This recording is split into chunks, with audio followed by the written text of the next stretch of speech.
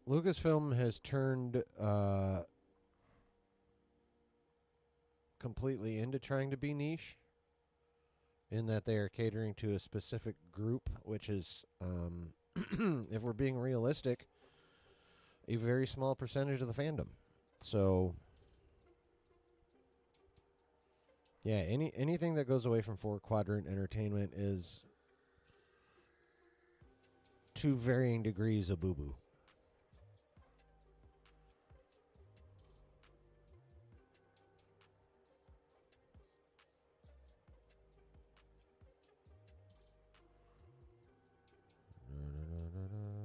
Where? Oh, there we go. Okay, there's some of that shit. Finally, I just had to go back far enough. Hooty hoo, hooty hoo, hooty hoo, hooty hoo. Okay. So,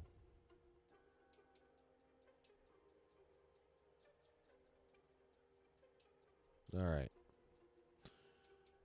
We will begin cheer. Okay. Ow. I hate it when my fucking mouse does that shit, because then I gotta hold my arm at a weird angle and my bad shoulder stiffens up. Fucking sucks! Anyway.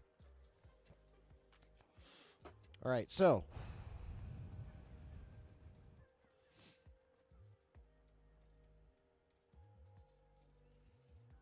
Oh, we're definitely entitled to the kind of stuff that really connects.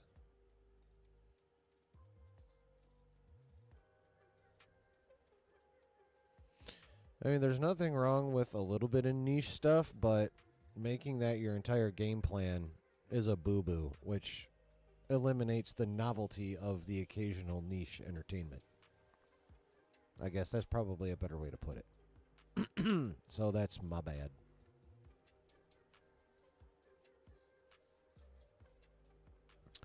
Time to get them clippers out. The itching is getting out of control.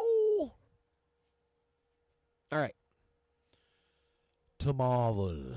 So, there is an account out there called Holyfield News. Now, Josh evidently is not a big fan of Holyfield News. However, a lot of us know of, if not know, the Geeky Cast. And the Geeky Cast always be retweeting Holyfield shit. So, while his accuracy may be suspect, it would seem circumstantially that he actually does have some level of access and some knowledge. So, here's what we're going to do. We're going to go over all the shit that Josh dismissed. We are going to treat it as complete and utter rumor, potential fabrication, but we're still going to go over it all, and then we're going to speculate on what that might mean if true, because that is what's fun about rumors. Star Wars Resistance should have continued. No. A niche within the 4 quadrants like Rebels or Clone Wars. Yeah. Yeah, that just can't be your modus operandi, though, as bouncing from niche to niche. It doesn't work. You can't. It's not sustainable. It's just not sustainable to bounce from niche to niche all the time. You dabble in niche. You major in 4 quadrant. Is probably the best way to put it. David says, I would like to see Rogue Squadron made, but animated like Clone Wars and Bad Batch. Yeah. You know what? I agree with that.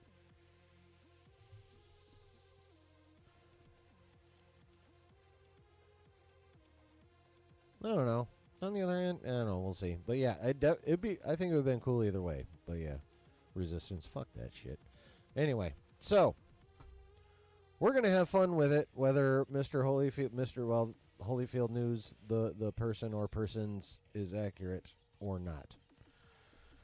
So item number 1, and this is someone. This account is someone that Holyfield themselves reposts a shit ton of. So, well.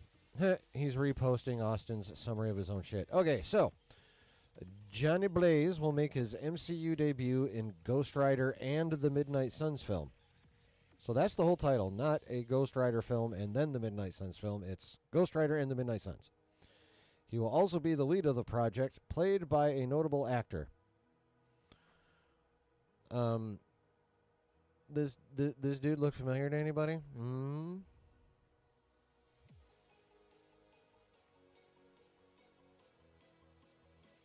Another Ghost Rider rumor, same thing, played by a very popular actor. And then is Ghost Rider coming? Syrian Geek Vibes asks.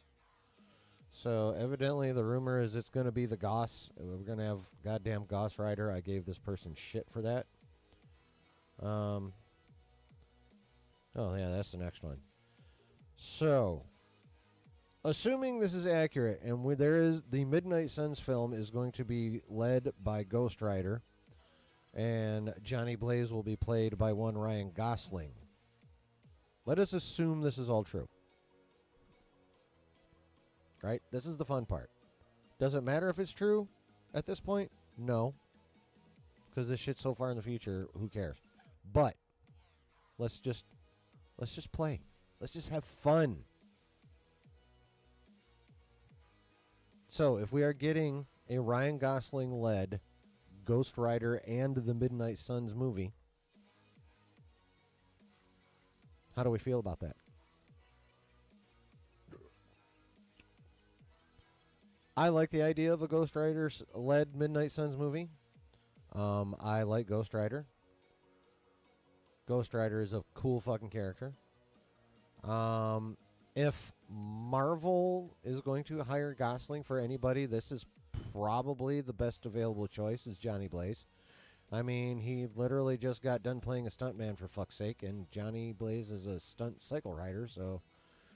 And it's not like that's going to be foreign territory to Mr. Gosling either. I mean, granted, The Fall Guy bombed in the box office, but, you know, that doesn't discount the experience he got making that movie. And evidently, he had fun, a shit ton of fun making that movie. So, it is a logical path to go from playing a stuntman in The Fall Guy to playing a motorcycle stuntman in Ghost Rider and the Midnight Suns. Dubs down with Gosling. Brooks talking about that he liked his acting in the Fall Guy. I still haven't seen Fall Guy, but yeah, I think that's probably the best choice for him. I'm here for Ghost Rider. Ghost Rider. God damn you, Syrian Geek Vibes, you motherfucker. I don't know if you watch my streams or not, but if you do, fucker. So, Dubs down, Brooks down. What do the rest of y'all think? Press says, I don't know why, but I could see Adam Driver as Ghost Rider. I can, face-wise, yes. The second he starts talking, no.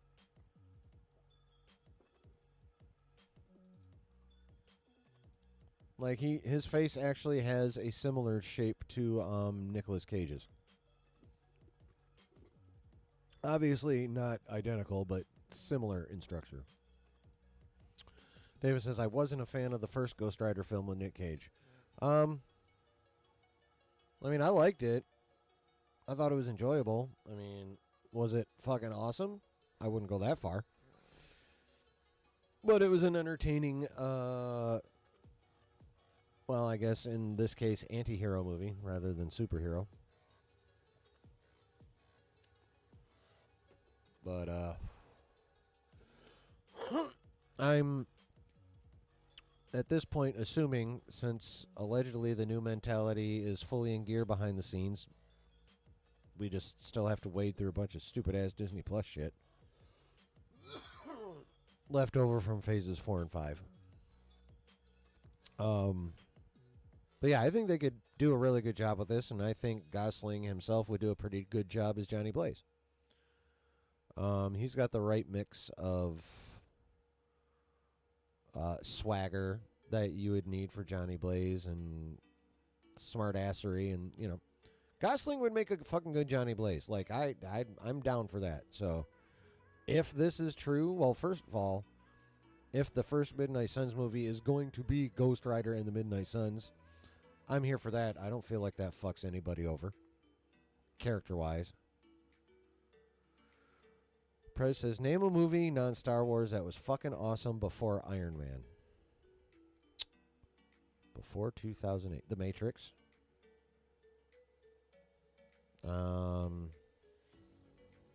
Revenge of the Sith. Came out in 05. I'm sure there's more. I think those are the two biggest ones off the top of my head I can think of. The Matrix and Revenge of the Sith. Both fucking awesome. Wait, non-Star Wars. Forget Revenge of the Sith. The Matrix. I'm sure there's one or two I'm forgetting up in there. I remember enjoying more movies than the Star Wars movies before 2008.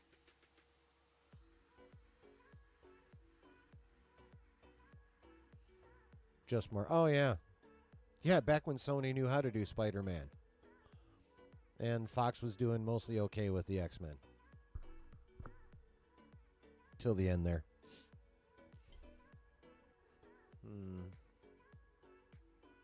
Blade. But yeah, that's more Marvel. So yeah, The Matrix and a bunch of Marvel.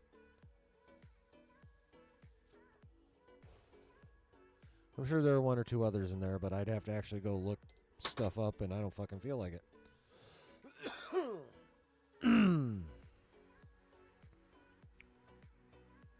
Yeah, well, Blade kind of started the comic book craze when the first one came out in, what, 97 or 98? Right? A lot of people want to say it was the Fox X-Men in 2000, but it was Blade.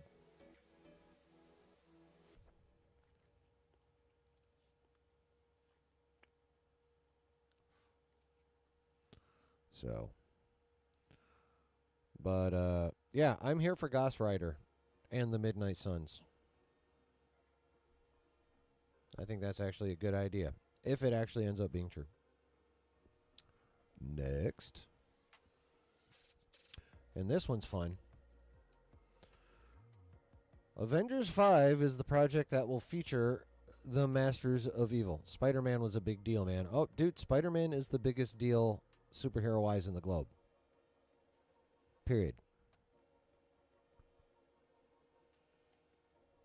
Period. That's why all of the movies do well. Or, in the case of The Amazing Spider-Man, well-ish. I think those movies were overhated. But anyway, Avengers 5 is the project that will feature the Masters of Evil. Baron Zemo, Sylvie now as the Enchantress, Mordo. Now, which Mordo is it? Is it the Mordo from Doctor Strange 1 or the Mordo from Doctor Strange 2? We shall see. Abomination, Agatha, I don't know why. Justin Hammer, what the fuck? Jan Rog, I don't even know who the hell that is. And Doctor Doom from an alternate universe. Well,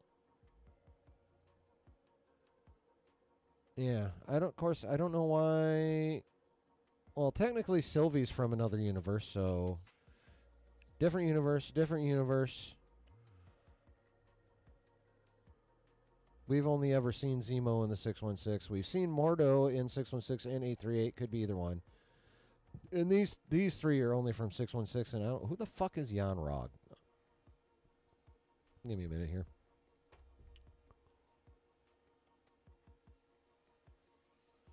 Wow, that's an excessive amount of windows.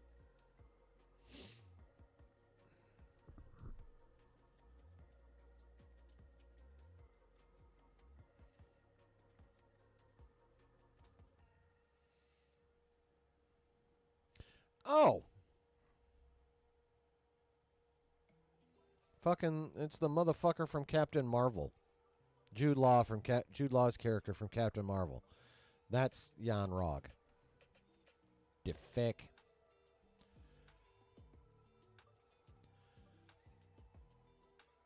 So, Zemo, Sylvie, or a version of Sylvie that's the Enchantress.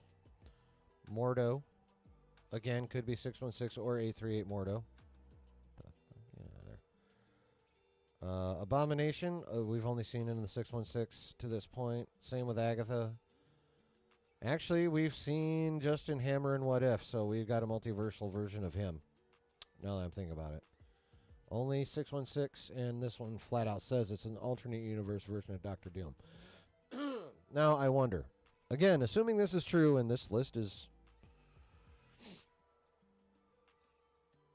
an interesting list, it kind of actually detracts from, in my opinion, this being true. But, anyway.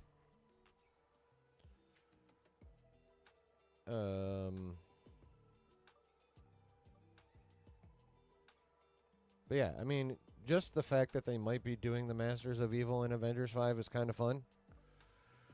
Chris says, Sylvie, how's that going to work? Well, I mean, at the end of Loki Season 2, she's in the TVA after Loki forms, his version of Yggdrasil.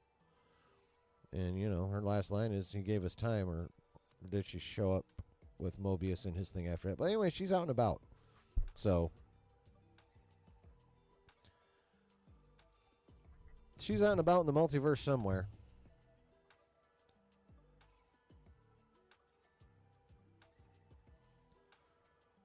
So she could end up stumbling into something or running into somebody and getting recruited. I could see her getting recruited by 838 Mordo, because 616 Mordo is, as we saw at the end of Doctor Strange 1, a little nuts. So I'm guessing maybe we'll get 838 Mordo instead.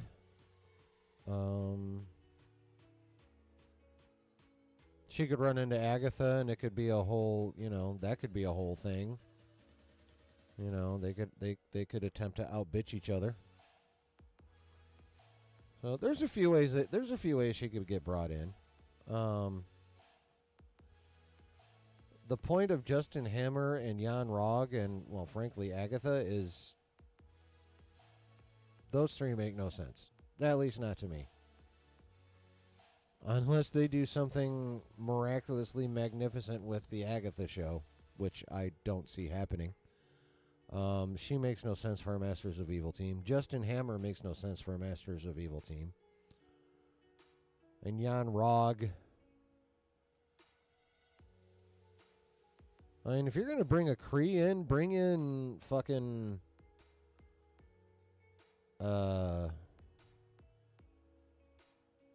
somebody like the original Ronan the Accuser. Obviously, he's dead. But, or a multiversal Ronan, like another Ronan. You could bring in a Ronan the Accuser if you want to bring in a Kree. I mean, hell, you could bring in a much better version of Dar-Ben if you really wanted to, for the love of fuck. But Jan Rog, his significance is that he's not really significant. So, like, those three, I don't understand the point of those three at all. But I do like the concept of including the Masters of Evil in Avengers 5.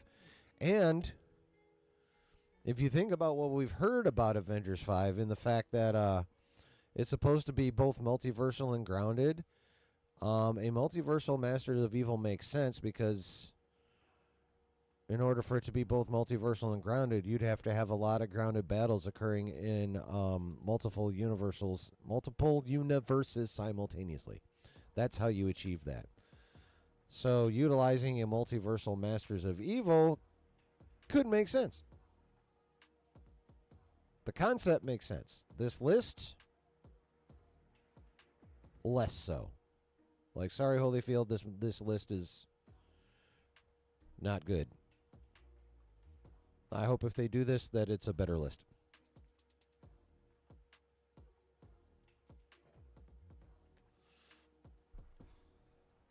Because this is kind of a B-list Masters of Evil outside of Doom. Honestly.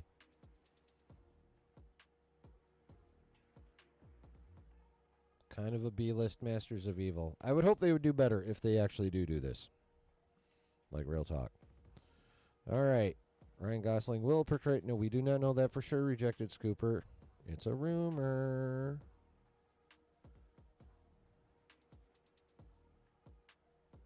The Russos are not involved with Captain. Okay. Oh yeah, that will lead me to another one. I'm hoping.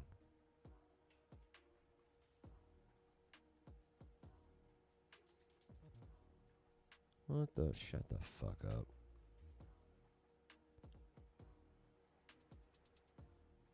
Okay, so this is not the exact tweets, but I'll put it together for you. So, a report came out stating that this guy, Matthew Schmidt, is going to be the editor for Captain America: Brave New World.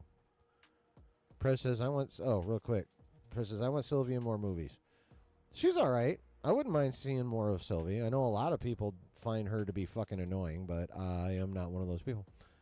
Outbitch each other, lol. I mean, I'm just saying that's one of the ways they could do it. So, report came out that this guy was being hired to edit Captain America: Brave New World, Matthew Schmidt. Now, Matthew Schmidt has some pretty impressive Marvel credentials. He edited Thor: Love and Thunder, which you would only that consider impressive if you think about what the fuck he had to do to even put together a movie to be released. So coming at it from that perspective, that actually is impressive. Black Widow, that movie is aight. Endgame, Infinity War, Civil War, Age of Ultron, Winter Soldier, Iron Man 3, The Avengers. Now, Winter Soldier, Civil War, Infinity War, Endgame. Those were all Russo brothers films. This guy has edited with the Russo brothers a lot. All right, Carrie, do what you got to do. Handle your business.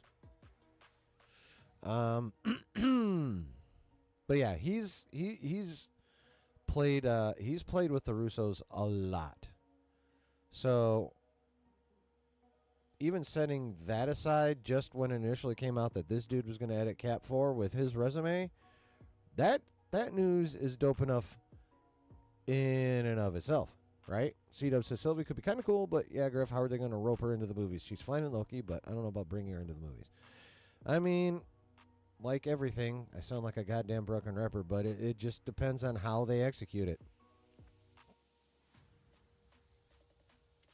If they do a good enough job, we'll be like, cool. If they don't, we'll be like, what the fuck? Excuse me. So, yeah. So this comes out, and again, this dude's pedigree is impressive. So that was cool enough move in and of itself. Now, later, it comes out that not only is he going to edit, but this. The Russo brothers are reportedly producing Captain America: Brave New World. So that is kind of a deceptive statement because allegedly assuming this is true, it's not that they're producing per se. They're not like on set up in there doing Feige stuff. They will have producing credit on the movie. There's a difference. However,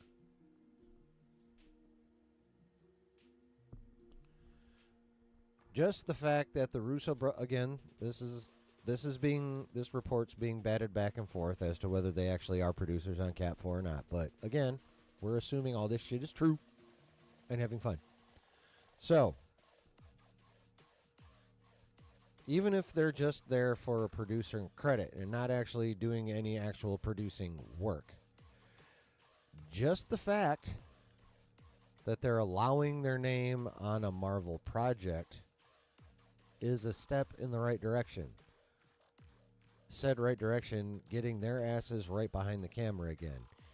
Because while admittedly the stuff they've done since Marvel has been of mixed quality, unfortunately, they seem to be able to work magic within the Marvel system.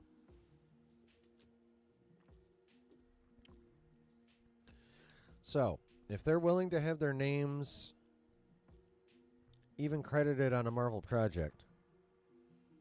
That gives us hope that down the line, they and Feige can, have a circle jerk and make up, and then we can get the Russos behind the camera for some more Avengers shit. Obviously, this is all speculation on what could happen, but again, assuming they are taking a producer credit, that's a step in a direction that I think we all really want things to go.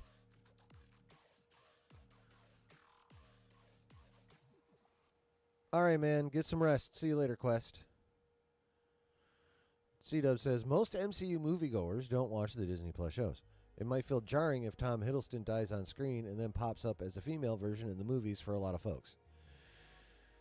I mean, yeah, that is one of the inherent weaknesses to an interconnected universe, especially one as big as the MCU has gotten, which is yet another reason that a soft reboot and a collapsing down into basically one timeline is a good fucking idea. Is for exactly what you're talking about right there, C-Dub. If you're not keeping up, things are you're gonna have some what the fuck moments. Like there's just no way around it. So yeah, that's definitely a growing problem in the MCU, which is why I'm looking forward to the soft reboot.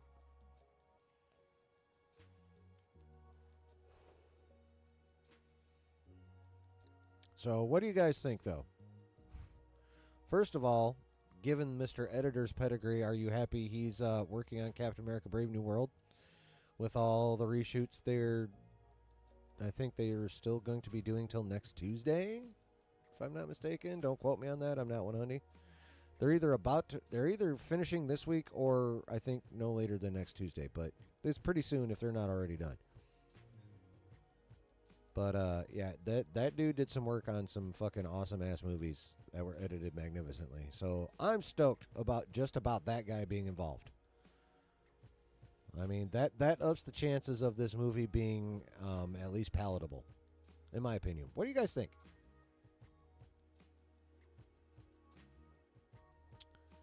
What do you guys think about this this particular editor being added on to handle Brave New World?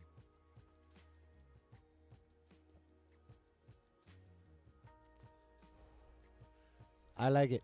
Do you like it?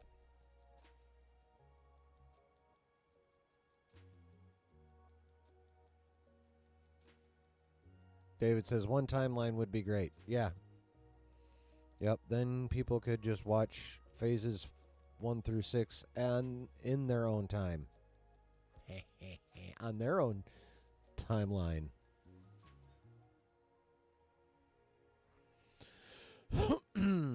But in the meantime, I think having this particular editor on board ups the chances of this movie at least being decent. So I like it. I like it a lot. Do you guys even give a shit about an editor? Lou says, meh. Well, think about this. Remember what Marsha Lucas did for A New Hope. This guy could do something similar, if not to that level, but he could do something similar with Brave New World. He appears to be that good.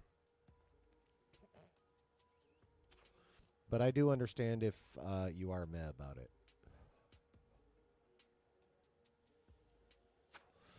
Anybody else? And if you don't care about the editor, how about the fact that there appears to be a path back for the Russo brothers? Is that something we desire?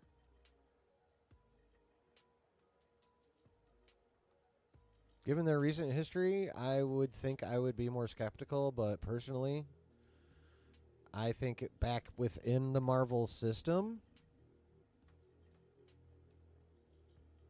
we could get that fire of Phase 3 back. And late Phase 2.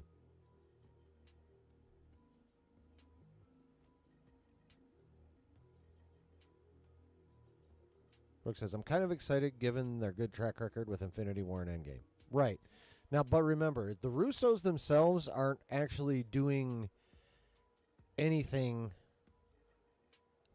directly in regards to Cap 4. They're just allegedly getting producer credit on it. What I like is the fact that if they're even willing to have their names put on a Marvel project in any capacity, that could then lead to them getting fully back in the Marvel system, getting behind the camera, and giving us the dope shit we've been wanting for 5 years.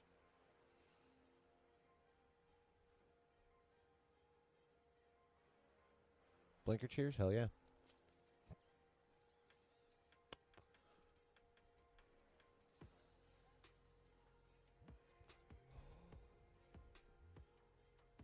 And this is a live resin cart. This isn't your average THC oil. This is a disposable live resin. Essentially liquid wax. Rather than liquid weed.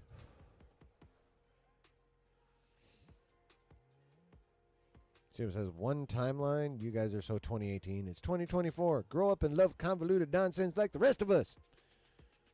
Nah. Yeah.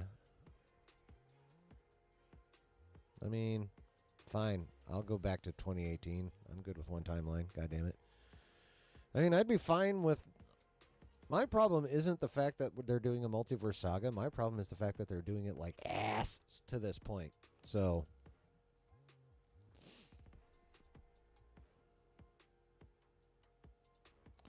David B. says, we should care about the editor because whoever edited the Rock film with Nick Cage destroyed that film. Is that the one with him and also Sean Connery when they break into Alcatraz because some assholes got some kind of weapon, WMD of some sort on that motherfucker? Is that the one?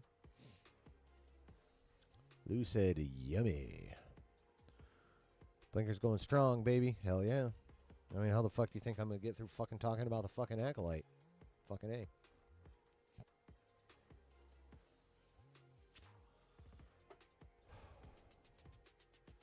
And hell, this is still post-Acolyte talk therapy I'm on right now. This ain't even the fun part yet. All right, well, I think it's fucking cool. So, that's that one. Matthew Schmidt. Yes, I am glad that Matthew Schmidt is editing Cap 4. All right. That's more of that. More of that one. Okay.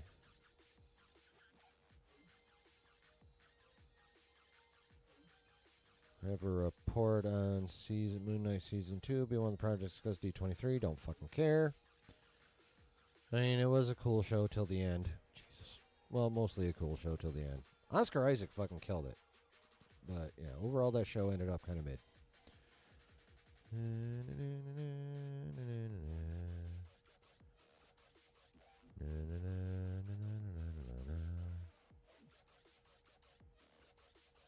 All right. So, now we have allegedly some information coming out about Spider-Man 4. Stop it.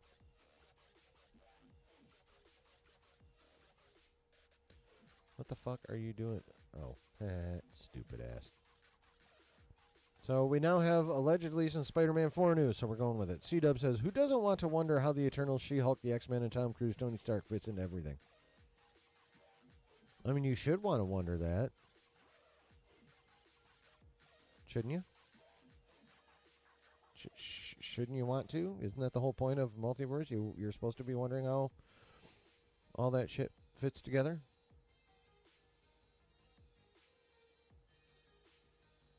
Isn't that the point? Anyway.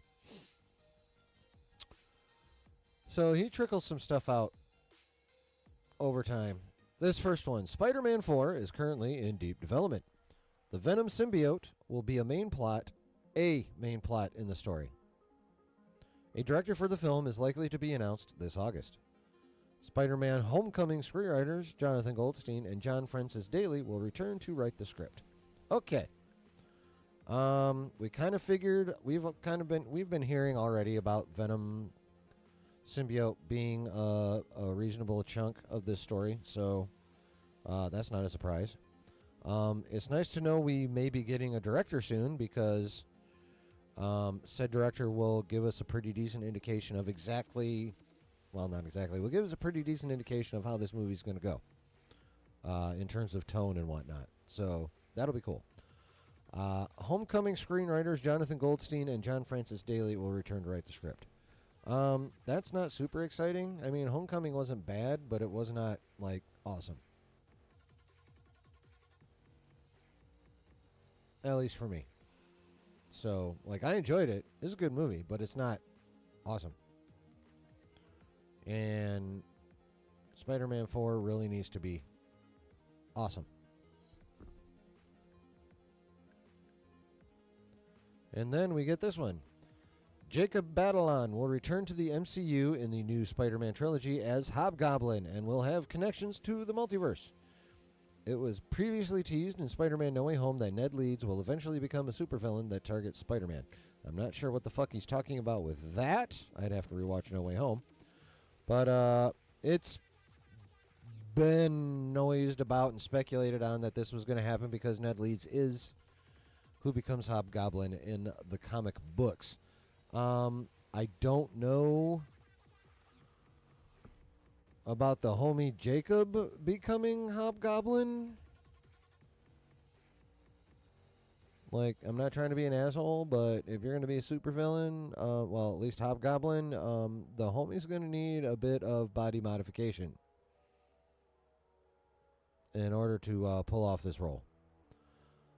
He gonna need to get in a bit better shape for this role, if this is true. But I like the kid, so like I'm fine with this. However,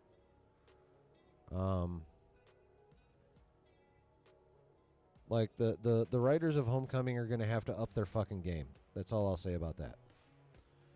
More updates coming later today about Mephisto and the Ironheart series, so I never saw those, so I don't care. Yeah, Goldstein and Daly better up their game. That's him again. Same shit. The Homecoming writers weren't bad. Well, they weren't great either, motherfucker. So is that about it? Yeah, Scar's future in the MCU will become a lot more clear, quote-unquote, soon. And that's from Alex Perez. Whatever the fuck that means. Some more about that. Here we go. Julia Louis-Dreyfus confirms that Thunderbolts has wrapped filming. What's your excitement for this movie on a scale of 1 to 10? I'm still not super excited. I'm glad it's done filming. I really hope they do some awesome shit in post, so that this movie again ends up decent. I'm not expecting a blockbuster with this, and unfortunately, I'm also not expecting a blockbuster with Cap 4. Again, having that badass editor on Cap 4 gives me hope that it will at least be decent. As for Thunderbolts asterisk, I'm not stoked. I kind of am apathetic to the project, but you know, we'll see. We'll see what ends up happening with that. It could that Thunderbolts could be a surprise. You never fucking know.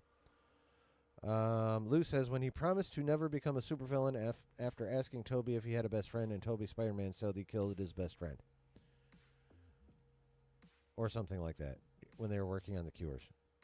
Oh, you know what? I vaguely recall something like that. But yeah, I really need to rewatch No Way Home just because it's an awesome fucking movie. And then, you know, for little deets like that would also be helpful for sure. So thanks for bringing that up, Lou. Appreciates it. C-Dub says, chillin'. Yes? Do you think we will see an Eternal anytime soon? If so, who? And also, will they actually make an Eternals 2?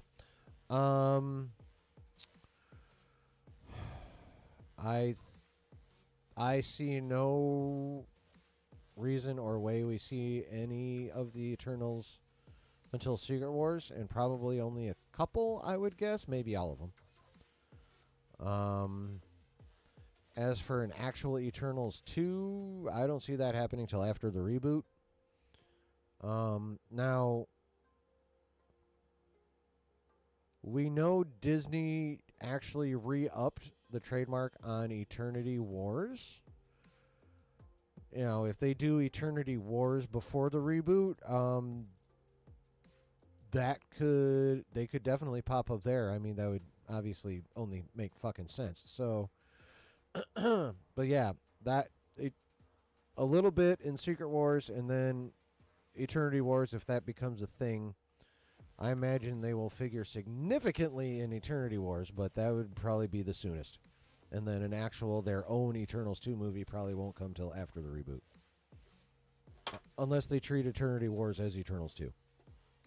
Or vice versa. Whatever. But yeah, I think that's the way that's going to go.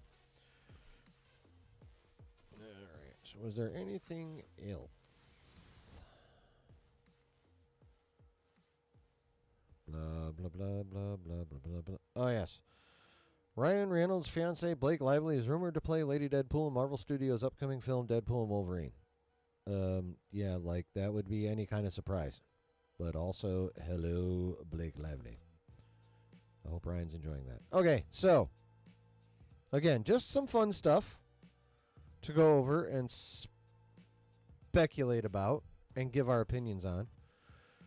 I mean, overall, I think some of that's cool news. Like, again, that I think out of all of that, the homie editing Cap 4 is probably, again, assuming all this is true, and I think that one's actually is true. I think that one's more than a rumor. The Russo part of that's what's being disputed. But, yeah, I think that's a dope bit of news. Probably the dopest bit of news in that. Dub says, I'm seeing T Swift is going to be in Deadpool 3. I mean, it's been talk. The talk on that has been like, 99% speculation. But on the other hand, it is known that there are a lot of cameos that they actually did manage to keep secret. It would not surprise me to see Taylor Swift in there as Dazzler. I'm hoping if they have her in there, it is as Dazzler and not as a self cameo. It would actually be more fun for her to be Dazzler, in my opinion. So, it wouldn't surprise me. It would not surprise me if she is.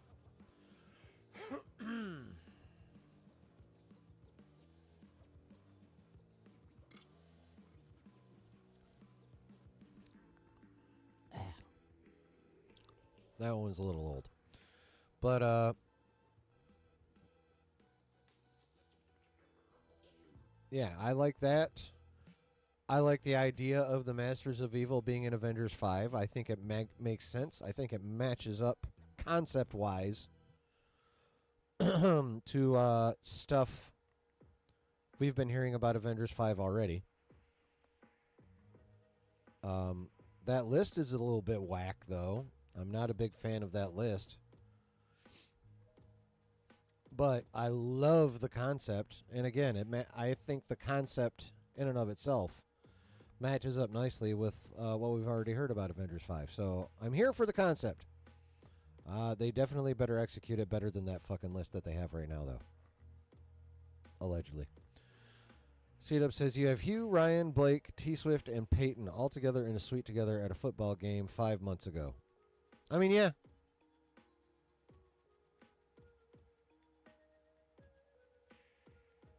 Yeah, that's probably the strongest evidence in favor of it.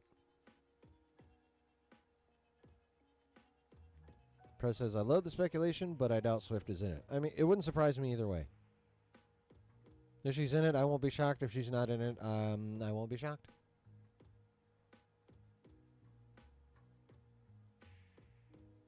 So, yeah, as regards Spider-Man 4, leaning into the Venom symbiote is a good idea. Especially since it's been talked about that he's going to have the black suit for at least some of Secret Wars. And that he's supposed to get it in Spider-Man 4. So that'd be dope. I'm not super thrilled that the Homecoming writers are coming back. Like I said, Homecoming was good, but not great. And Spider-Man 4, I think, needs to be great, especially coming off No Way Home. So a step back in the Spider-Man franchise would be no bueno. Cedar says it's good for her brand, and Ryan is the one guy who could pull that off. I mean, that's true, too. Press says, same here. I could care less, but the speculation is entertaining. Okay.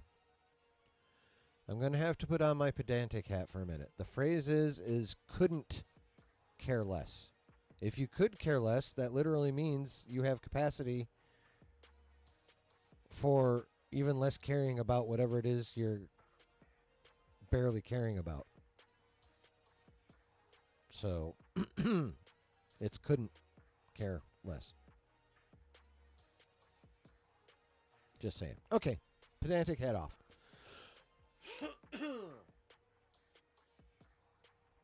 Yeah, so a little bit of a mixed thoughts on the Spider-Man 4 stuff. Also, the homie Ned coming back as Hobgoblin at some point in the next Spider-Man trilogy, 4, 5, 6. Again, it's a concept I like. I'm just not sure if the current Ned actor is the one to do it or if they're going to stick with him. Not to be a prick, but the homie needs to hit the gym if he's going to be Hobgoblin. I'm sorry, that's just the way it is.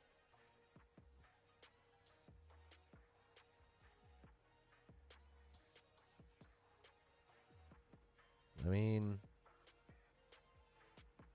if I was going to, somehow miraculously got hired for some kind of role like that, in the shape I'm in, I would damn well better expect someone to be like, okay, you get the role, but you get your tubby ass to a fucking gym, and here's all kinds of gear to help you along the way. I mean, that's how that would go in Hollywood. So,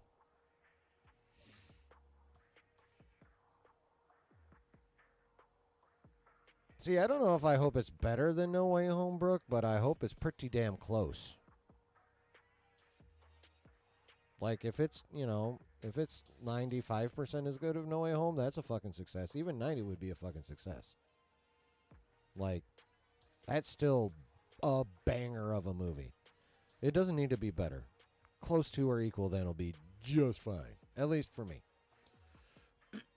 C-Dub says, Homecoming wouldn't be nearly as good without RDJ. That's the big difference from it and the other two sequels. I think that's fair. Think that's fair. Heard he was on the Ozempic plan. Like already? Like right now? He's already in on the Ozempic, shedding them pounds. Brooke says, I think a multiversal post-credit scene with Spider-Man 4 could be good. No Way Home was a rare bird, Prez says. Yeah, definitely was. I mean, I think we're going to get that, but I think we're going to get some multiversal stuff in the main part of the movie as well, just because Sony is Sony, and they're going to get their way at least somewhat because they own Spider-Man's movie rights. So I think we're going to get not just post-credit multiversal shit, we're going to get multiversal shit in the main part of the movie. But I think more towards the end of Act 3. At least I'm hoping.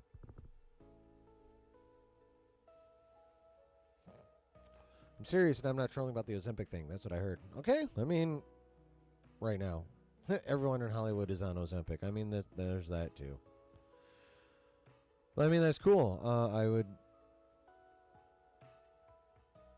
I think it would probably be better for him to do it in a bit more of a natural way, but check out a new pic of him. All right. I mean, Hollywood's fucking Hollywood. All right. Couple moments then. Let me do this shit.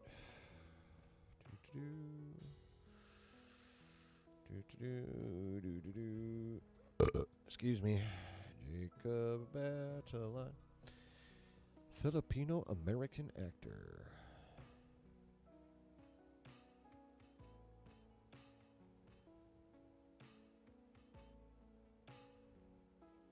Okay.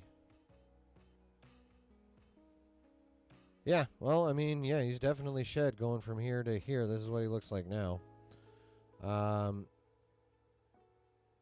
But I need to see the rest. No Diddy.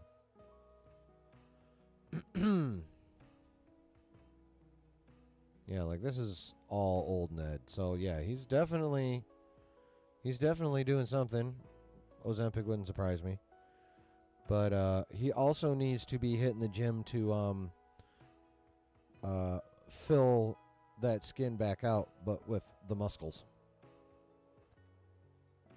in order to be Hobgoblin, in my opinion.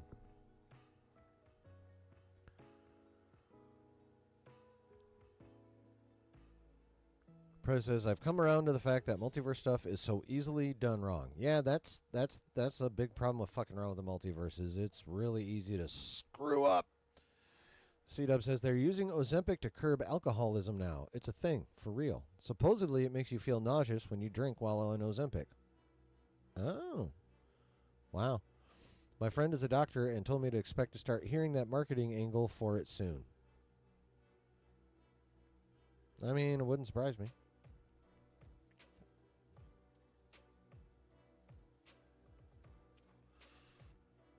I mean, I don't have a problem with finding multiple uses for a drug as long as, like, you know, they're all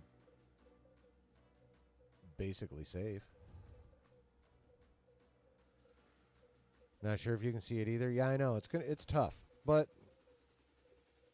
again, they're not even saying that for Spider-Man 4. They're just saying that somewhere during this next trilogy of 4, 5, and 6. So, we might not even see him maybe post-credit scene in 4, or, you know. Yeah, okay. So here's how it could go, right? So we know we're going to get multiversal shit in Spider-Man 4 because Sony. So here's one way I think it could go, and hopefully it will be the way it does go, is the multiversal shit won't really be a factor in Spider-Man 4 until, like, the last 10 minutes of the movie. And then everything prior to that is finishing off the Devil's Reign thing that's going to be begun in Daredevil Born Again. And then we'll get mid-credit scene, a little bit more fill out on the multiversal aspect. And then in a post-credit scene, hopefully a very much more in shape Jacob Batalon. Some kind of scene hinting that his road to becoming Hobgoblin has begun. But that we won't actually see full Hobgoblin until Spider-Man 5, probably.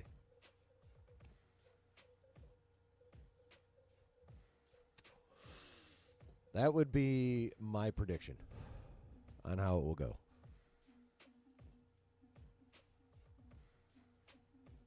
But it could be cool. It could be cool. I mean, it'll be interesting to see. I mean, we've had Green Goblin, Willem Dafoe, twice now. And honestly, I don't know who in the fuck you could get to be Green Goblin after Willem Dafoe's Green Goblin. Honestly, it might be smarter to avoid the Green Goblin for now and go Ned Leeds Hobgoblin. Just to get some distance from the awesomeness that is Willem Dafoe. You know what I mean? That could actually be smart. And I only just now thought of that. That's why I love streaming. You guys help me come up with as much shit, if not more, than what I come up with on my own before stream. Like, for reals. You guys are awesome. Brooke says, Willem Dafoe is so good as a Green Goblin, can't think of a good replacement for him yet. Fuck, I know. Like, who in the actual fuck do you guys, can anybody come up with a name that could satisfactorily fill the shoes of Willem Dafoe's Norman Osborn? Because I can't fucking think of anybody. I can't think of anybody at all that could fill those shoes.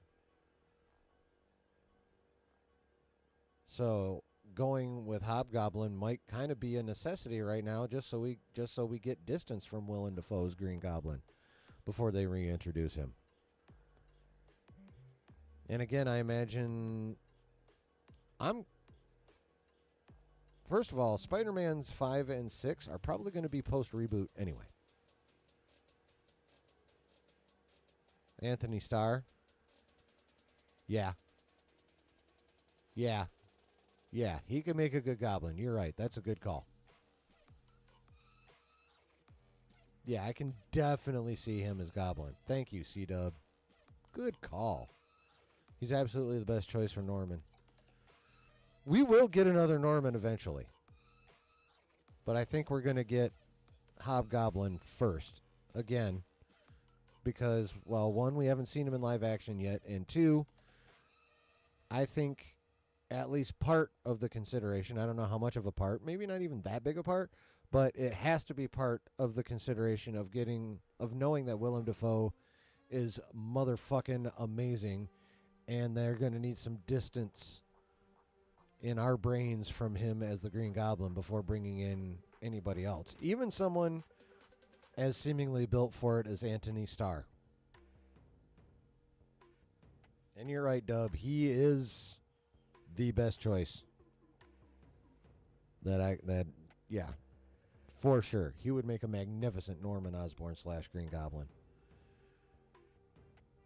But I still think at least I need a little more distance from Dafoe before you replace Green Goblin. So I'm down with them doing Hobgoblin. I just need them to do it right. That's all.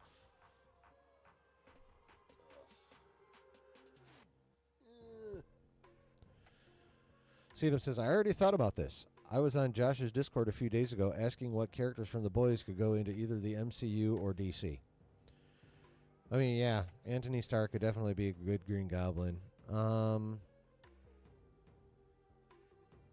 Anthony Starr in the... Brooke says, Anthony Starr in the MCU would be a big dub. He could play maybe a younger version of Green Goblin if they decided to do a multiversal storyline with Goblin variants, I suppose. Fuck that. Bring him in as the Green Goblin after the reboot. Cito says, because The Boys is over in a year or less, and that cast is ripe for the picking. Oh, yeah, they've just got to, they still have to film season 5. But yeah, once that wraps, ready to go. Lou says, Hobgoblin used to be my favorite, too. Okay, well, see? Now, I don't know that much about Hobgoblin. I know more about Green Goblin.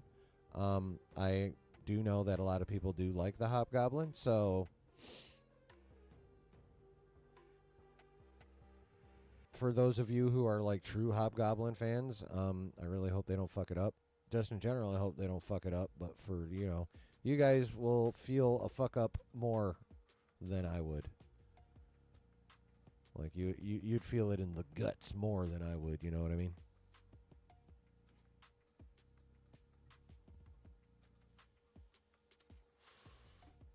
All right. But yeah, so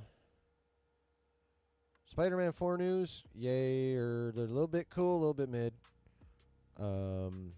Avengers 5 news, with the potentiality of the Masters of Evil, a multiversal version being in Avengers 5. Again, concept-wise is fucking sick. That list needs fucking help, though. It really, really does. But, yeah, overall, again, assuming all this shit is true, I would say it's definitely more good news than bad, and I'm kind of hyped for most of it. Get a dope-ass editor, and that one is real. He is the editor for Cap 4. We potentially get Russo's starting to get worked back into the fold. We potentially have a dope-ass Masters of Evil concept for Avengers 5. We're almost definitely getting symbiote action in Spider-Man 4. That will probably be the multiversal aspect. Actually, that'll have to be the multiversal aspect. The Venom symbiote will be the multiversal aspect of Spider-Man 4. And probably, again, will come in, I would imagine, come in towards the end of the movie. There might be Now, this could be interesting. There might be a little bit of overlap between the symbiote coming in and the ending of the Devil's Reign arc. From what I understand, and I haven't read this myself, so correct me if I'm wrong. From what I understand, at the end of Devil's Reign, Peter Parker actually gets killed, but then the Venom symbiote finds him and resurrects him, and that's how you get Black Suit Spider-Man in Secret Wars.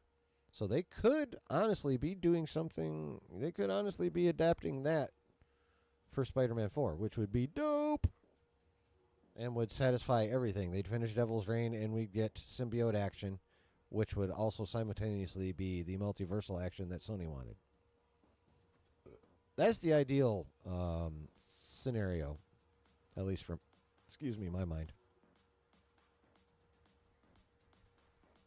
So that's what I think. C-Dub says A-Train and the Deep are great choices also. Oh yeah, no, I like the actor that plays the Deep. I just can't offhand I can't think of any role I would cast him in. I'm sure I could eventually, just not right now. Jesse Usher would be great as young Isaiah Bradley in the Cap Show. Oh, yeah, he would make a good young Isaiah Bradley. Oh crap, what is happening over here? Go away. Go away. Bear with me, go away. And I'm pretty much done with that now, so you can go away. And then let's do that.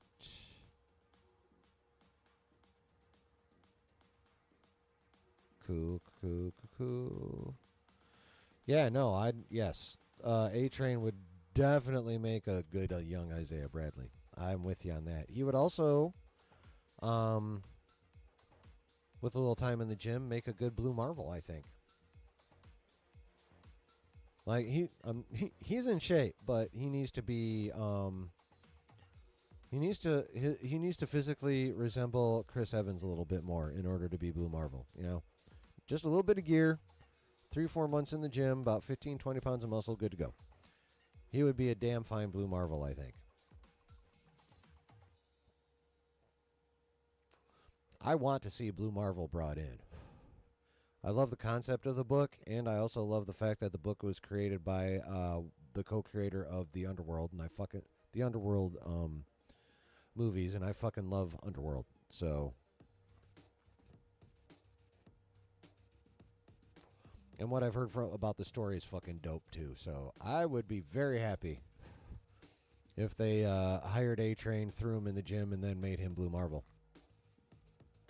The Deep would be a solid fit with the X-Men, I think, C-Dub says.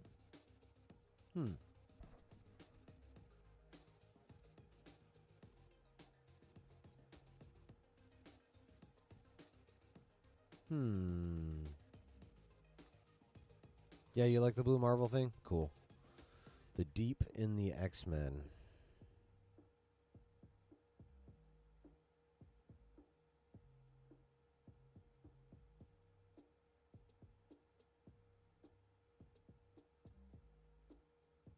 I'm going to have to ponder that.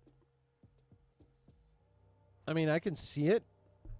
I think he would be awesome in X-Men. I just don't know offhand as whom. I do agree, though.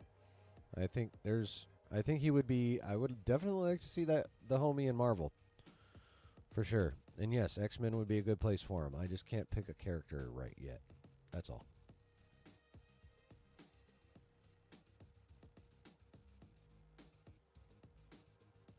Like, just offhand,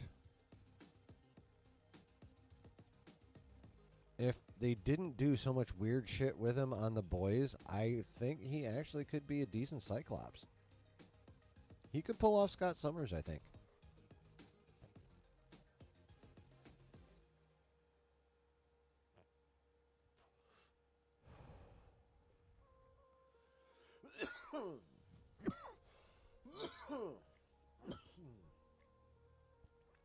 I do have a minor concern about fans of The Boys getting past him as the Deep. With his deep love of sea creatures. If you know, you know. Oh, you were thinking Cyclops too? Nice. We're here, bruh. We're here. All right. All right, yo. We've been cruising almost 3 hours. Yeah, I'm still going. Starting to think about getting on out of here. Not in a big rush, especially if y'all got anything else you want to speculate on or ask or comment or any of that good shit. I'm down for more chat, but I am starting to thinking about getting on out of here. That's why you brought up the question on Josh's Discord? Right.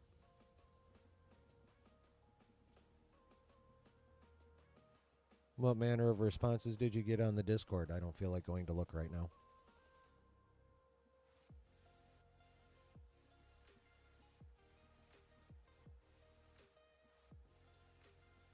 I mean, Carrie, I'm glad you came back, but also shouldn't you be getting some fucking rest?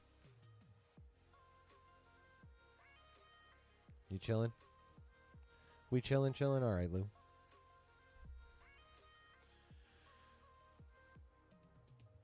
Which of the boys could you not see as their character on The Boys in a different superhero villain role?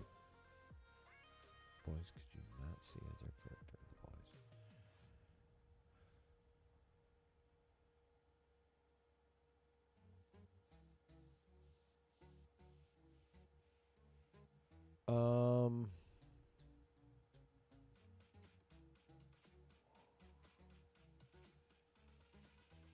Yeah, maybe I shouldn't have taken such a big hit off that fucking resin off my wax pen. Which of the boys could you not see as their character on The Boys in a different superhero villain? Oh, you mean oh. Are you asking whose character it would be easiest to get past to see them in a different role?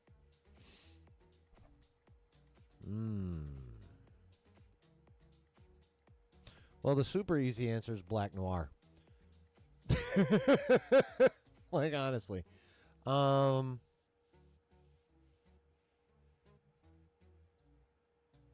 I see Anthony Starr as Norman without thinking of Homelander?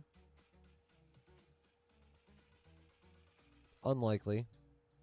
But I don't... But the Homelander wouldn't overpower the Norman, I don't think, either.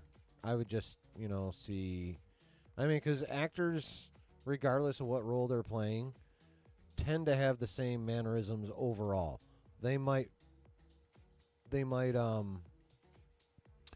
consciously change some or reduce some or eliminate some or what have you, but they can only accomplish that to a certain extent. For the most part, they evoke their emotions on their face in a pretty similar manner, no matter what character they're playing. So there's always going to be some of that. But I don't think him being Homelander would overshadow him being Norman Osborn. He's a good enough actor to sink himself into being Norman Osborn enough to where we'll just be like, damn, Homelander kicks ass as Green Goblin, but he's awesome. You know what I mean? Like, it wouldn't be... Actually, I said that wrong. Because ideally, it wouldn't be Homelander as Green Goblin. It would be just the homies killing it as Norman Osborn, and which is awesome considering he's also a dope-ass Homelander. That would be the ideal train of thought on that one. Soldier Boy. Oh, yeah. Ackles is so much more famous for being fucking... Dean Winchester, that getting past him being Soldier Boy would be fucking easy. Oh yeah, totally. You could get past him being Homelander. He could be enough of Norman Osborn, for sure, and Green Goblin. I think Anthony Starr's got the talent to make them different, even though they would be. Green Goblin and Homelander, if you think about it, at least mentality-wise, are pretty fucking similar, So, But I think Anthony Starr could definitely act Norman Osborn well enough to where we could easily see the difference between Goblin and Homelander. If that makes any sense. C-Dub says, we talked about Giancarlo and Mando or the boys. I can't see him as anything other than Gus.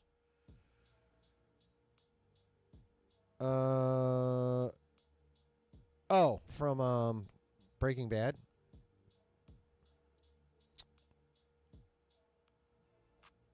No, Giancarlo's just kind of Giancarlo to me.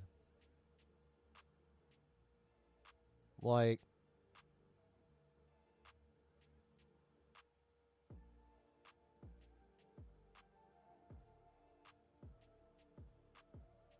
but not in, like, the same way The Rock is always The Rock to me. You know what I mean? Because Giancarlo is actually acting, but he's just...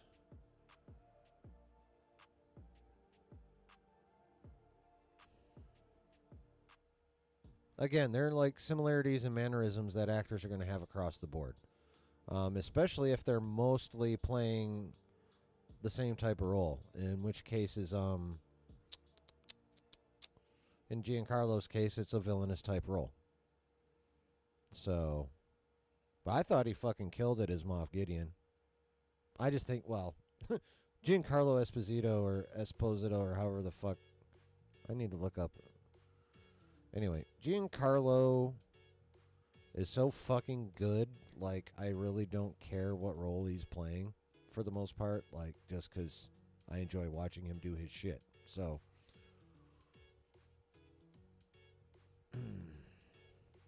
I didn't find that so crazy. I thought it was kind of dope. But that's me.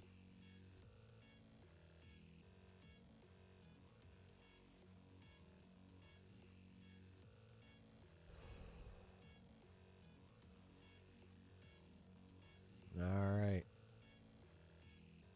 Anything else, my peeps? Because my neck is starting to hurt. I'm going to have to figure out some shit if I ever get to the point where I am in a place where I could do like a marathon stream for some kind of beneficial something and like have it matter.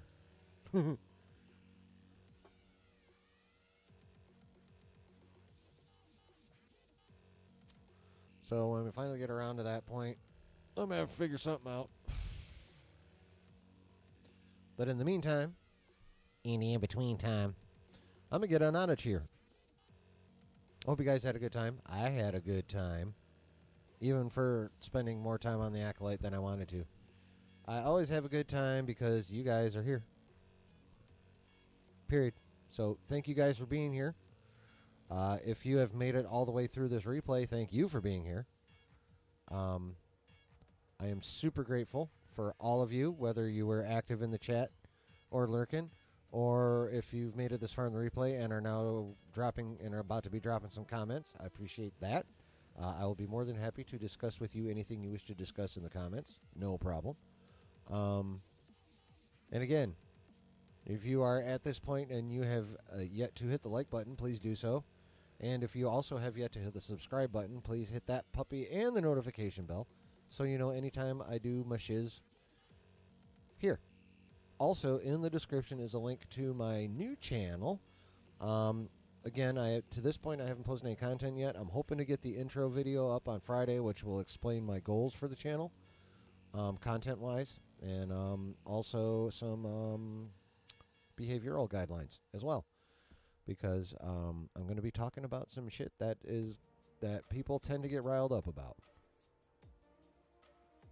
So, but yeah, thank you guys. Hell yeah, get them night nurses, Lou. Hoo-de-hoo. Anyway, yeah, so I love you guys. I am so grateful to have you guys in my life and my community. And, almost forgot.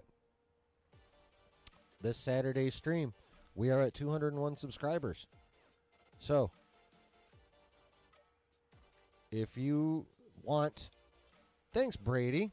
Appreciate you lurking, brother. So, yeah. If you want a shot at winning a $25 gift card to the GameStops. Then be here Saturday evening for the drawing as we celebrate the 200 subscriber mark here in the basement. All right? So, much love, much gratitude, and we'll see y'all Saturday. Peace.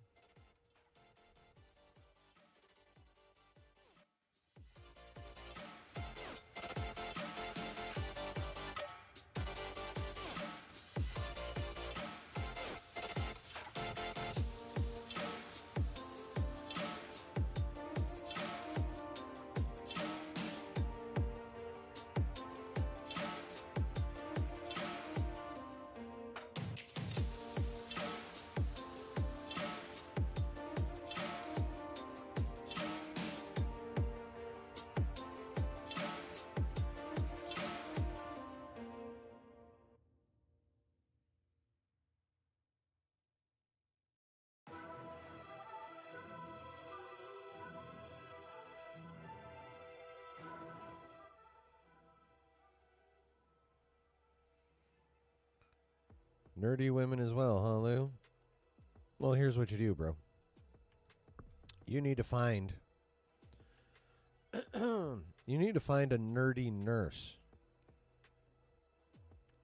Because that way you get the nerdiness, you get the medical expertise, and you get the comic bookiness of being with someone with an alliterative, at least title, nerdy nurse, if not an actual alliterative name, like Peter Parker. But yeah, on multiple levels, you need a nerdy nurse in your life. That makes sense? You picking up what I'm putting down?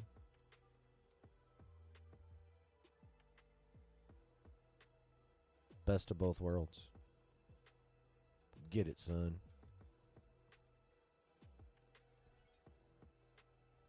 That was a good fucking stream, people. Thank you very much. I appreciate you all. I appreciate you all the time, and I appreciate you more all the time as well. Because, I mean, while I really want to get monetized, like, just the fact that there's 200 people that fuck with me, well, 201 people that, you know, that fuck with me, and then, you know, you guys on an extremely regular basis fuck with me is awesome. They could save your life or end it. I mean, that's true. But if they're going to end it, they probably won't end it in an ultra painful manner. Probably just inject an air bubble into your carotid and call it a day or some shit. Maybe into your femoral.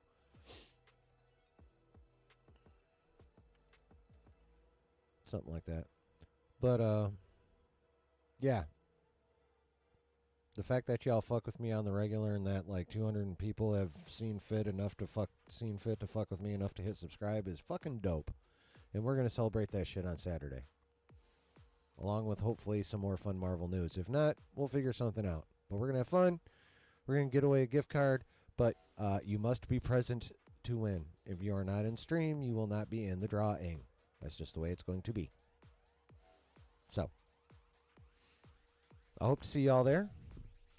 We'll have fun. We'll draw for the gift card. We'll talk about whatever the fuck comes up in the next few days. Or if not, we'll just find fun shit to react to. Aight? Aight. So in the meantime, in between time, please take care of yourselves. Have a safe rest of your week. And we'll see you on Saturday night for the 200 sub celebration and the $25 GameStop gift card giveaway. Love y'all. See you then.